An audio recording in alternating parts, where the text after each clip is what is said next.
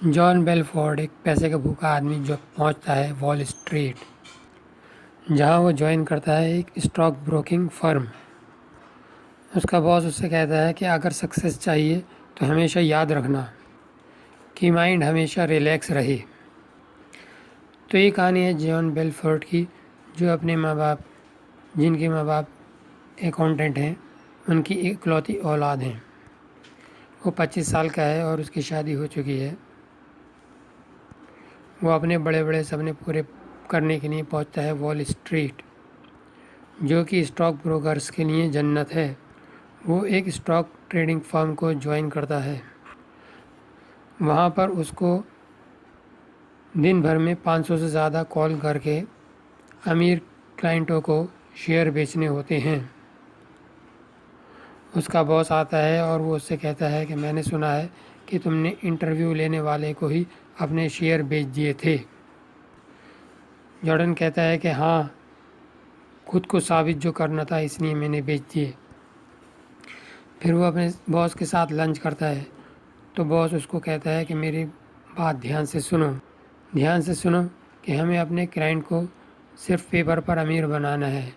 वो ख़याली दुनिया में, ख्वाबों में, सपनों में खो जाए कि उसे लगे कि वो जन्नत में, पैराडाइज़ में पहुंच गया है और उसको कारें मिल रही हैं, बंगला मिल रहा है और तरह तरह की चीज़ें मिल रही हैं, जो कि सच है सिर्फ हवा में। और फिर मेरे और तुम्हारे जैसे ब्रोकर ही लेके जाएंगे अपने घर हार्ड कैश, और पब्लिक के पास बचेगा नो कैश, और हमारा कमीशन होगा लल्ला की दुकान। फिर जॉन बेलफ्लोर्ड ने 6 महीने में स्टॉक मार्केट की सारी दुनिया छान मारी और एक लाइसेंसधारी स्टॉक ब्रोकर बन गया। फिर वो स्टॉक मार्केट पहुंचता है और शेयर बेचने के लिए जद्दोजहद में लग जाता है, लेकिन शाम तक शेयर मार्केट 508 पॉइंट नीचे गिर जाती है, जो कि सन 29 के बाद का सबसे बड़ा मार्केट क्रैश था, जिसे ब्लैक मंडे के नाम से भी जाना जाता है। बड़ी बड़ी कंपनियों का धंधा चौपट हो गया था, जिसकी वजह से जॉन को भी अपनी जॉब से हाथ धोना पड़ता है, धंधे से छोटे मोटे हाथ धोना पड़ता है। अब उसे जॉब चाहिए थी, तो वो किसी भी तरह का काम करने के लिए तैयार था। वो दुकान भी खोलने की सोच रहा था। उसकी वाइफ कहती है कि उसको बस स्टॉक ब्रोकिंग का काम ही करना चाहिए। जॉन कहता है कि स्टॉक मार्केट बुरी तरीके से क्रैश कर गई है और किसी को भी स्टॉक ब्रोकर की ज़रूरत नहीं है।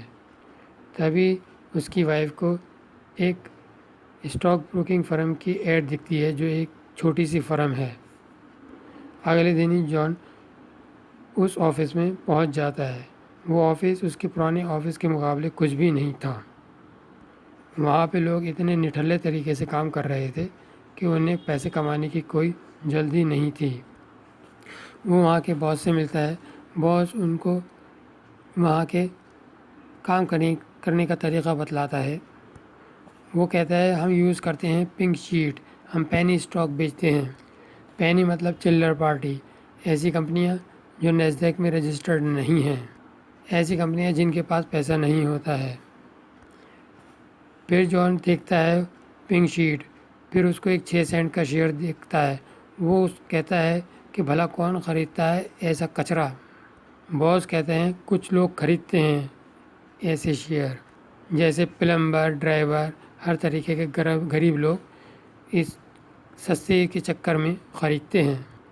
जॉन पूछता है क्या ये आप सब जो कर रहे हैं, क्या ये सब लीगल है? बॉस कहता है हाँ, शायद हो सकता है। बॉस पूछता है तुम्हें पुरानी फर्म में कितना कमीशन मिलता था? जॉर्डन कहता है 1%।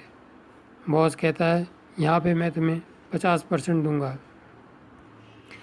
तो जॉर्डन कहता है कि अगर मान लो मैंने $10,000 का माल बेचा तो मुझे $5,000 का कमीशन मिलेगा। बॉस कहता है हाँ, लेकिन ये बहुत टेढ़ा काम है। बस फिर क्या था, जॉर्डन को शेयर बेचने का तजुर्बा तो था ही, तो वो फ़ोन पर लग जाता है अपने सारे चिल्लड़ स्टॉक्स, कचरा स्टॉक को अमीर नहीं, सॉरी, जो अनजान और सीधे लोग हैं, गरीब लोग, उनको बेचने में लग जाते। बाकी ऑफिस के लोग उसके शेयर बेचने का तरीक़ा देख के सुन रह जाते हैं। फिर देखते ही देखते जॉर्डन 5 मिनट के अंदर 4000 के पेनी स्टॉक के शेयर बेच देता है। सब उसके इस तरीक़े को देख के ताली बजाते हैं और बड़े खुश होते हैं। उसने कचरा जो था वो कचरा बीनने वालों को बेच दिया था।